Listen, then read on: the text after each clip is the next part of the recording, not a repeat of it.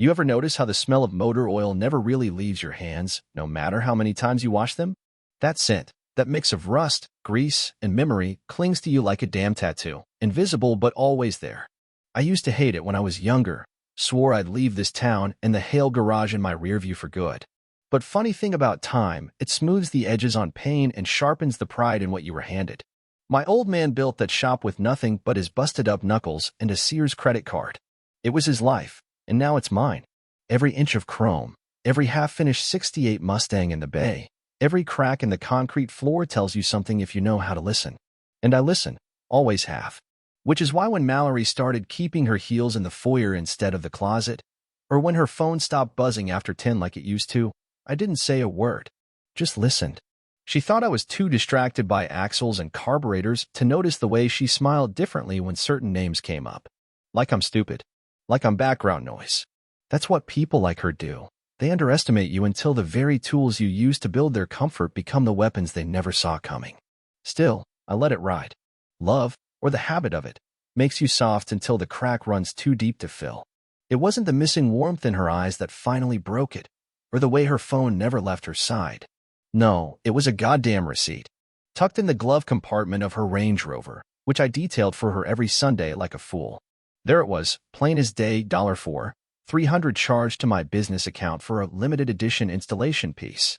I confronted her, expecting some pathetic lie about a surprise or a mix-up. But she just blinked slow, said, "You wouldn't understand. It's not your world." Not my world? My name's on the deed to her boutique staging studio, my sweat paid for her showroom mirrors, and the espresso machine she brags about to her influencer friends. Hell, she built her image off the charm of being married to a craftsman. She called it balance, I called it survival. But all right. I told myself maybe this was just a crack, not a collapse. Until I got a call from my bank. Now that was a moment. Apparently, Jordan Hale applied for and received a personal loan 3 months ago, $60,000, unsecured, and guess what? 2 missed payments and counting. The woman I married forged my signature and used my legacy as collateral. You ever sit in a garage and feel the air go completely still? Like the dust itself is holding its breath? That's how it felt, reading the paperwork she filed under my name. But here's the kicker, the man she's sleeping with? His name's Restanner. He's not just some bored-rich suit from out of town. He's a developer with plans to buy up Main Street, tear it down, and replace it with sleek condos and wine bars. And Mallory, my Mallory, is his newest design consultant. Guess what property smack in the middle of that development grid? Hale Garage. My father's name is etched into the brick, and they want to bulldoze it so some retired crypto bro can park his Tesla under a rooftop herb garden. And the worst part? They almost got away with it. Almost. Because they think I'm too slow, too small town, too busy buffing bumpers to understand how this kind of theft works. But see, what they don't know is that while they've been chasing square footage and Instagram clout, I've been gathering pieces. Quietly. Deliberately. And just like restoring a totaled car, revenge doesn't come fast, it comes precise. You strip it down, examine every bolt, every betrayal, and rebuild it with the kind of craftsmanship they can't even comprehend. But first, you let them believe they're winning. You let them hang the frame just crooked enough to collapse under its own weight. And if they fall on top of each other when it does? Well, accidents happen. You don't wake up one morning and realize your life's a lie. Not unless you've been sleeping through the fire alarm for years. With Mallory, it all looked right on paper. We met at a community fundraiser, one of those events where they try to dress up pothole politics with finger food and bad jazz. She was magnetic in a way I didn't know how to name back then, all sharp edges wrapped in silk. Said she liked the way I wore silence like a suit, whatever the hell that meant. I took it as a compliment. She moved in 2 months later, started reorganizing everything from my pantry to the front office of the garage. She had vision, I'll give her that. Said presentation was half the game, and I figured if she could make a rebuilt carburetor look sexy on Instagram, who was I to argue? We settled into a rhythm. I worked the floor, she built her staging business from our spare bedroom, and we made dinner 3 nights a week like a couple from a damn commercial. I thought we were building something solid, shared. I never noticed how many of her business dinners didn't come with receipts, or how she always changed the subject when I talked about expanding the garage, franchising maybe. She'd smile and say, "You're already stretched thin," like she was protecting me, when really, she just didn't want me stepping outside the perimeter she'd drawn around my ambition. I remember one night, maybe 2 years ago, we were watching old car auctions on TV, our version of date night, and she said, "You're a man out of time, Jordan. That's why I love you." I thought it was romantic. Now I hear the insult buried in it. She wasn't admiring me, she was cataloging my expiration date. There were signs, sure. Subtle shifts. The perfume that didn't match the brand she always wore.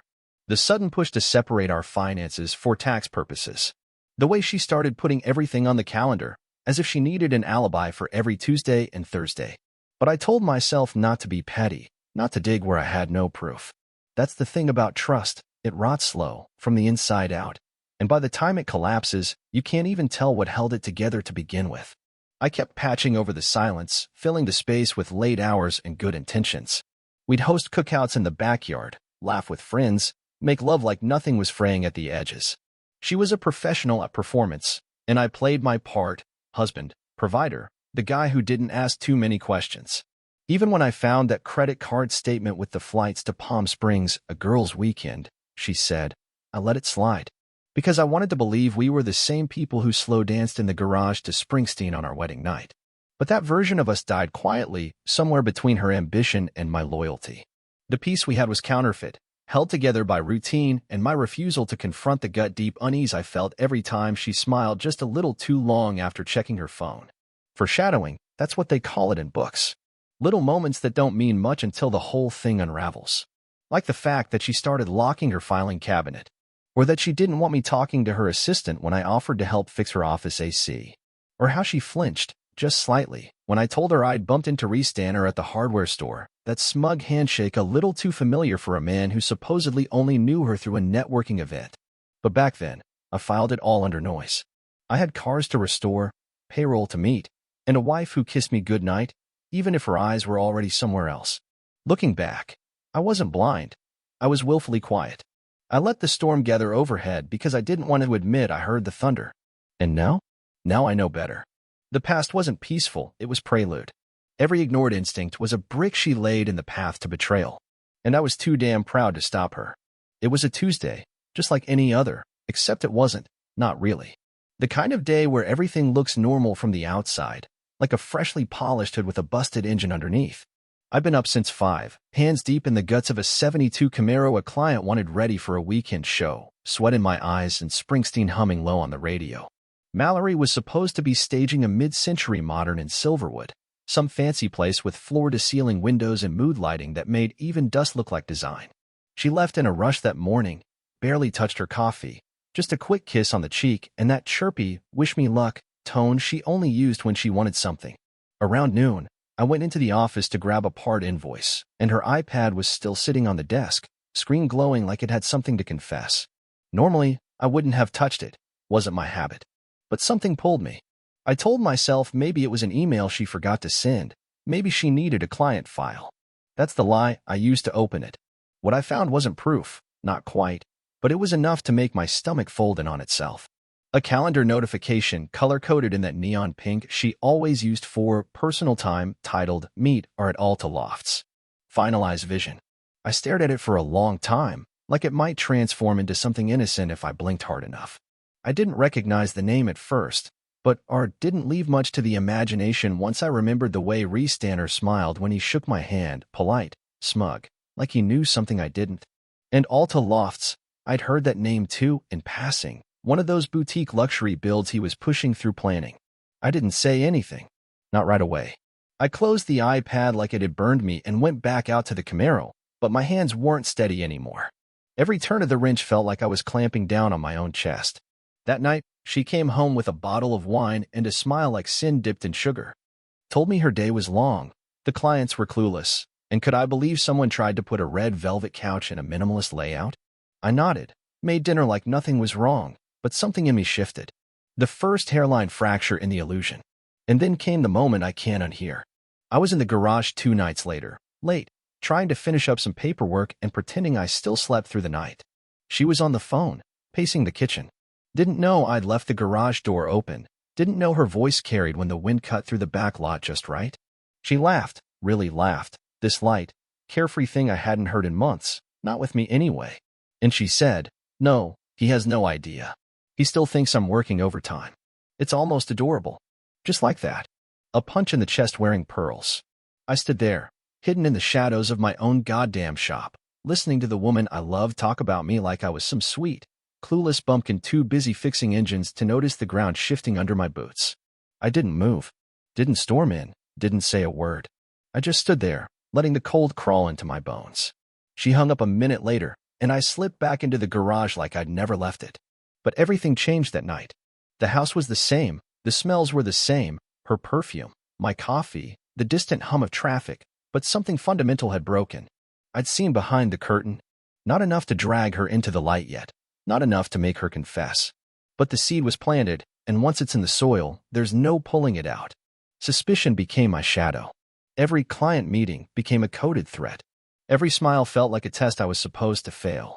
And beneath it all, a voice I couldn't silence anymore. She's playing you. She's been playing you for a long, long time. You don't start plotting like a villain. No lightning bolts, no dramatic music. It's quieter than that. It begins with the silence between lies, with the way she reached for her phone a little too fast when it buzzed at dinner, or how she smiled just half a second too late when I asked about her day. I stopped asking. Stopped feeding her easy prompts to dance around. Instead, I started listening like a mechanic listens to an engine, deep, patient, waiting for the rattle behind the rhythm. I began small. I set up a camera inside the garage's front office, nothing flashy, just a motion-triggered feed disguised in the old stereo speaker she always said was junk. She never paid attention to tech. She assumed I was too analog to know anything about it. That was her first mistake.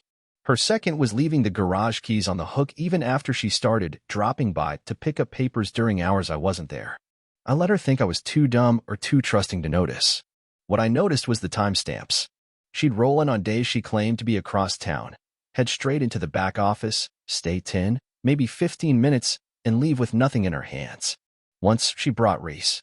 I watched the footage on mute, jaw tight, as they stood close, too close, for what she later described as a brief drop-in to grab invoices. He didn't touch her, but it was in the air, thick and obvious. I needed more, though. Emotion doesn't hold up against strategy.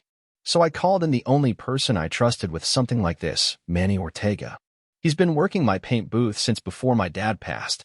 Ex-Army, quiet as a shadow, and smart as hell beneath that grease-stained ball cap. I told him just enough. Mallory's been acting off, and I need eyes. No drama. Just facts. He didn't ask questions, just nodded, and started tracking her car when I couldn't. Didn't follow her like a movie stalker, just noted license plates she parked near, patterns in where she worked, late, who picked her up when she left it somewhere. He's a detail guy. A week later, he handed me a list. 4 addresses. 3 were upscale condos Reese was flipping. The 4th was a private design studio leased under a Shell LLC, same signature Mallory used on our joint tax filing, just a slightly different handwriting style. Cute. I drove past once, real casual, during her supposed team strategy session. Her SUV wasn't there. Reese's black Porsche was. Inside, through the smoked glass, I caught a blur of her hair and the edge of her laugh. She looked different. Lighter. Free in a way I hadn't seen in years. That hurt more than anything, the ease she carried when I wasn't in the room. I started pulling city permit data next. The Hale garage wasn't just on a wish list for Reese's development, it was the keystone. The other properties curved around mine like a noose, and with Mallory consulting on interiors, she had access to zoning proposals I'd never seen. Legal theft, sanitized and dressed up in PowerPoint. She wasn't cheating just on me, she was cheating me out of my future. But I didn't rage. I didn't scream. I didn't pack a bag or confront her over steak like a fool in a sitcom. I just kept digging. Because now, the goal wasn't to save the marriage. It was to study the engine of her deception until I could dismantle it bolt by bolt. And if I was right, and I usually am, she didn't even realize I'd lifted the hood. Not yet. I found it on a Thursday, in the drawer where we kept warranties and old manuals. Ironic, really, that betrayal would live beside a toaster receipt and our joint lease agreement from 5 years back. I wasn't snooping, not technically. I was looking for the contact info for the HVAC guy, or at least that's what I told myself when I opened the drawer and saw the folder. Thin, cream-colored. Her handwriting scrawled across the tab, Private, Vision Proposal. She always labeled her passion projects like that, like they were sacred or fragile. My thumb hesitated on the edge. I stood there, motionless, the house silent except for the low tick of the hallway clock. and I knew that once I opened it, I wouldn't be the same man who closed it. I opened it anyway. Inside was the blueprint of my ruin. A complete interior redesign proposal, stamped with Restanner's development logo and her business letterhead, titled Hail Garage Concept Transformation. 10 pages of glossy mock-ups, layouts, renderings. Gone were the oil stains and decades of grit and steel. In their place? An open-concept wine tasting room, an artisan bakery with industrial homage, and a gift shop featuring locally inspired decor curated by M. Dean. Not Mrs. Hale. M. Dean. My name wasn't anywhere on it. My history, my family, the decades of sweat and rust and bloody knuckles that built that space, erased. Rebranded. Romanticized for tourists and upscale transplants who wouldn't know a carburetor if it slapped them across their collagen-filled faces. The final page sealed it. A cover letter addressed to R. Danner, confirming her commitment to finalize design phases once acquisition was complete. It ended with a flourish. The space is yours now, finally. I read that line over and over, like repetition would dull the blade. But it didn't. It sharpened it. My hands didn't shake. My heart didn't race. I just stood there, still, like a man hearing the last note of a song he used to love. I put the folder back exactly where I found it. Sat down at the kitchen table. Watched the sunlight move across the tile. I didn't cry. Didn't pace. I thought. She came home that night humming, holding a takeout bag from our favorite Thai place like we were still pretending. I watched her float through the door, eyes glowing from whatever fantasy world she'd built for herself, and I said nothing. Ate quietly. Smiled at the right moments. Kissed her forehead when she leaned in to say goodnight. She didn't notice a thing. Because betrayal doesn't always look like lipstick on a collar or text messages in the dark. Sometimes it looks like wine glasses clinking over pad thai while your wife sits across from you planning your extinction. But now I wasn't a man suspecting. I was a man knowing. And knowing is quieter than doubt. It's colder. It's sharper. It doesn't rage, it calculates. That night, I lay awake beside her, listening to her breathe, the sound of it so familiar, so practiced, and I realized I had never really known her. Not truly. And whatever part of me still ached for her approval, for her laughter, for that slow dance in the garage from a lifetime ago, it died right then. Cold. Clean. No funeral. Just silence, and the first breath of clarity I'd taken in years. It started with the tears, always the first tool in her box when reality began to close in around her like a tightening belt. She came into the garage one morning, unannounced, perfume too strong for a surprise visit, wearing that old denim jacket she used to throw on when she wanted to look softer, more real. Said she'd been thinking about us, how distant things had felt lately, how maybe she'd been too focused on work, on building something bigger for both of us. Her voice cracked just right, like a professional mourner, grief without substance. I didn't look up from the alternator I was rebuilding. Just nodded, slow, let her words hang there like smoke. She hovered, trying to find an angle, a foothold in my silence. You've been off, she said. Cold. Like you're somewhere else. I shrugged. Told her I was tired. That the Camaro restoration was eating my hours. She bit her lip, like she wanted to say something real, but instead, she pivoted to nostalgia, asked if I remembered the first car we worked on together. A '66 Fairlane. She said she still thought about that night, how grease got on her cheek and I kissed it off like some old movie. I smiled at that, but not for her. I smiled for the memory of who I used to be. Then she tried seduction, fingers trailing over my shoulder, breath warm against my neck. Let's take a weekend, she whispered. Just us. No phones. Her lips brushed my ear like a secret, but it was all static now. I turned to her, finally, met her eyes with something still and unmovable. You planning to pitch Reese's investors from the spa, or just brainstorm new ways to erase my name from the garage? Her face cracked for half a second, just a flicker, like a mask slipping, but she caught it, fast. What are you talking about? She said, voice light, defensive, the tremor in it betraying the calculation already forming behind her eyes. I said nothing. Let the silence do what words couldn't. She stepped back, eyes narrowing now, shifting gears. Are you checking up on me, Jordan? Spying? Because if you are, I cut her off with a look. Not anger. Not hurt. Just that blank, precise stare a mechanic gives a machine that's already failed inspection. She folded then, just a little. Shifted to the victim act, the wounded wife script. I've been under pressure, okay? This project, it's everything I've worked for. You don't understand how hard it's been trying to balance us with she caught herself. Too late. Us with him. I heard. I watched her unravel slowly, like a dress thread tugged from the hem. No yelling, no accusations, just my stillness against her unraveling. She reached for my hand, and I let her touch it, let her feel the chill she'd sewn into my bones. "We can fix this," she said, eyes glistening, voice trembling in just the right places, like she believed her own lines. I leaned in, close enough that she smelled the oil on my skin, the trace of cold steel in my breath. "I'm sure you believe that," I said. Then I wiped my hands on a rag and walked past her without another word, leaving her there in the middle of the garage surrounded by engines she never understood, drowning in silence she could no longer manipulate. Revenge isn't rage, it's architecture.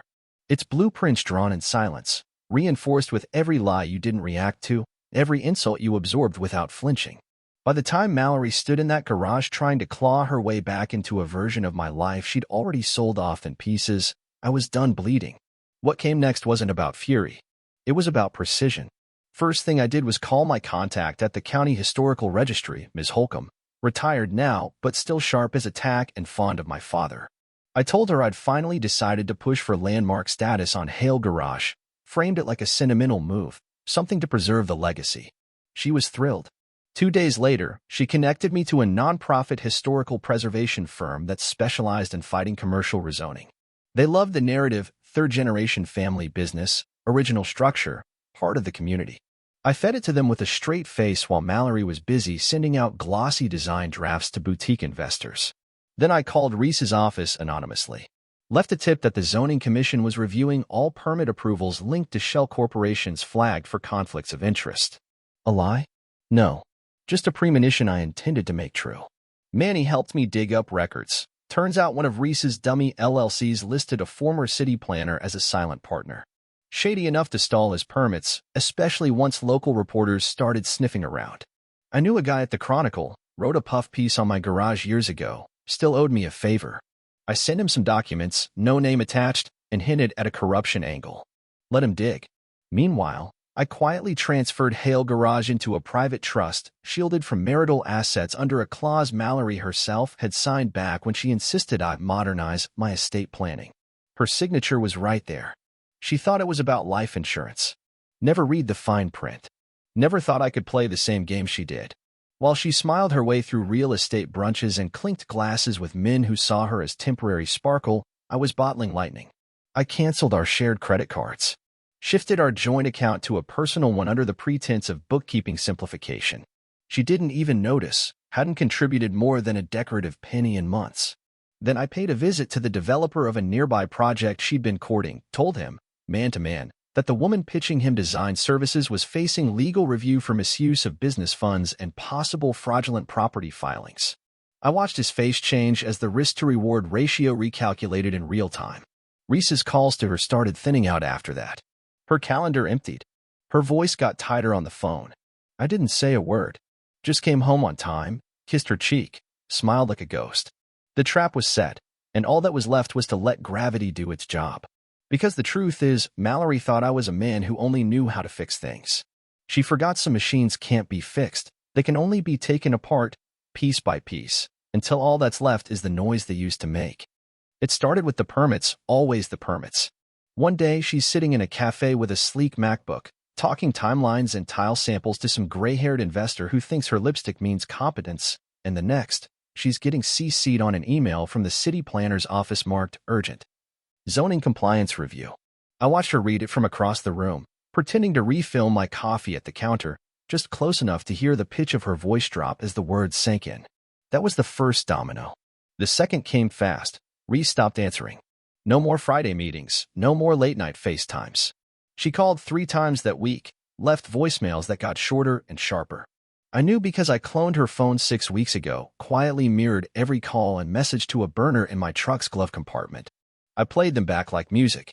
He finally replied with a single text, "Can't afford baggage right now." That one she read in the kitchen, standing in the same spot where she used to tell me she loved how my hands smelled like metal. She stared at the screen like it had slapped her. I didn't even look up from my sandwich. The credit card company called next, fraud alert, multiple declined payments, one of them flagged for a boutique furniture order tied to the Alta Lofts project. She tried to play it off, blame the bank, but her cheeks were flushed when she asked if I'd noticed anything strange with the joint account. I said no, real calm, eyes flat. She didn't press. She was unraveling too fast to hold eye contact for long. Then came the feature in the Chronicle, not front page, but visible enough. Local developer under scrutiny for conflict of interest in Eastwood rezoning push. Reese's name in bold. Her name not mentioned, but her signature, her work, splashed across the leaked design mock-ups and the embedded images. I watched her read that article 3 times in a row, mouth slightly open, then slowly closed the laptop like she was afraid it might explode. That night, she drank 2 glasses of wine and said she wanted to talk. I told her I had an early morning and went to bed. She sat on the couch till 3, staring at nothing. Her assistant quit the following Monday, citing unclear project direction. Clients pulled out one by one. Her pitch had always been tied to Reese's reputation, and now his name tasted like rust. I passed her on the staircase that week and saw the panic blooming under her skin, her words trying to form explanations I wouldn't ask for. She didn't know where the rot was coming from, only that everything she'd touched was turning to ash. Her phone buzzed less. Her calendar emptied. She started spending afternoons on the porch, staring out like someone waiting for a bus that already left. Every time she looked at me, there was a flicker of fear now, not of violence, but of clarity. Of the man who said nothing, and yet seemed to know everything. She was drowning in a sea of consequences, and not one of them came with my fingerprints. That was the point. This wasn't revenge in flames, it was frostbite. Slow. Inevitable. Final. You know, I used to wonder what it would take to finally get you to look at me without that calculation in your eyes. Not fear, not pity, just the truth. No angle, no spin. Just Mallory, stripped down to whatever's real under all the design gloss and curated expressions. And here we are. You sitting there in a house that doesn't feel like yours anymore, with your business crumbling and the phone that used to sing with attention now dead silent.